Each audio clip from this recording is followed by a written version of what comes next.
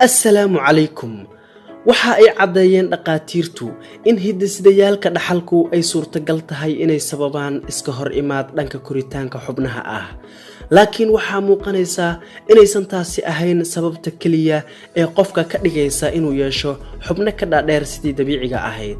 muuqaalkeena maanta waxaan uga hadlaynaa asxaabay 10 qof ee leh xubno ka dhaadheer sidii caadiga ahayd. balse inta aanan bilaabin muuqaalkan, daawadaha qiimiga badanow, waxaan kaa codsanaynaa inaad channelka subscribe saarto si aad noogu dhiirigeliso samaynta muuqaalo kale oo xiiso badan. Anika Amler waa gabar u dhalatay Jarmalka. waxa ay leedahay carab aad u dheer, waxaana loo tixgeliyaa qofka ugu carabka dheer caalamka.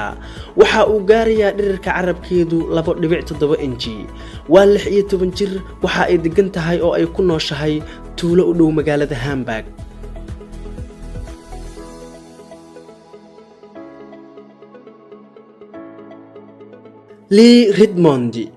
Lee Redmond waa gabadha ugu cijiyaha dheer caalamka. gabadhani cijiyaheeda ma aysan gaabin laga soo bilaabo 1979 ilaa iyo dhawaantan. arrintaasi oo sababtay in dhirirkoodu uu gaaro 8.65 mitir oo u dhiganta 4.5 inji. balse ugu dambeyn shil gaari oo ay gashay ayaa galaaftay cijiyaheedii sanadkii 2009.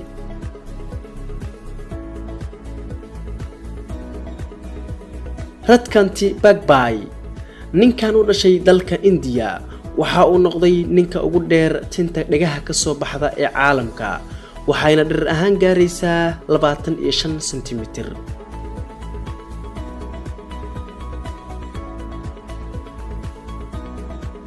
gabar u dhalatay dalka Taiwan, gabadhan ayaa ah qofka ugu dheer faraha lugaha ee caalamka.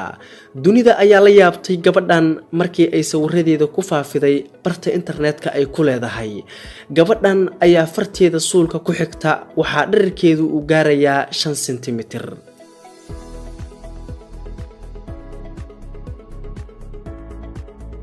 Safidlana Pankratova, gabadhan ayaa loo tixgeliyaa qofka ugu lugaha dheer caalamka. dhirirka lugaheeda ayaa gaaraya 132 sentimitir. gabadhan ayaa 1992 ilaa iyo 1995 waxa ay u ciyaaraysay xulka qaranka kubadda kolayga ee Mareykanka.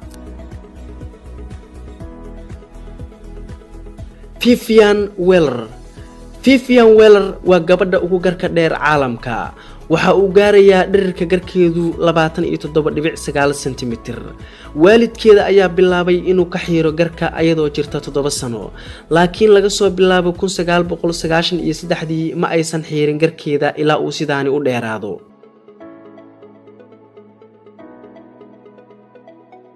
Mohamed Oziorik waa ninka ugu sanka dheer caalamka. waxa uu dhirirka sankiisu gaarayaa 4.5 inji. waxa uu ku dhashay Turkiga 1949 ilaa iyo haddana waxa uu ku nool yahay Turkiga.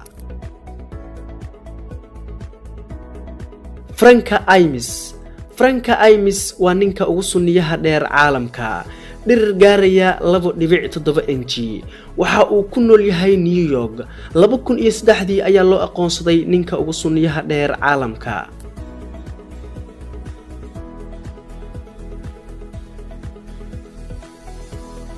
Asha Mandela waa gabadha ugu timaha dheer caalamka. tinteedu waxa ay dhirir ahaan gaaraysaa marka la fidiyo 55 tilaabo. waa hooyo 50 jir ah, waxa ayna ku nooshahay magaalada Florida.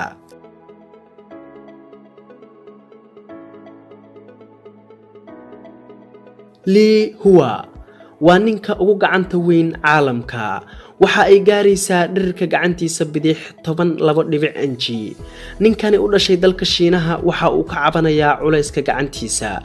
July 2007 ayaa la geeyay cusbitaal ku yaala magaalada Shanghai, waxaana lagu sameeyay qaliin socday 7 saacadood si loo dhimo culayska iyo xajmiga gacantiisa.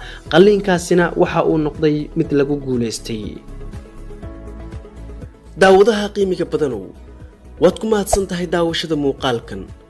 waxaan kaa codsanaynaa inaad channelka subscribe saarto si aad noogu dhiirigeliso samaynta muuqaallo kale oo xiiso badan. mahadsanid.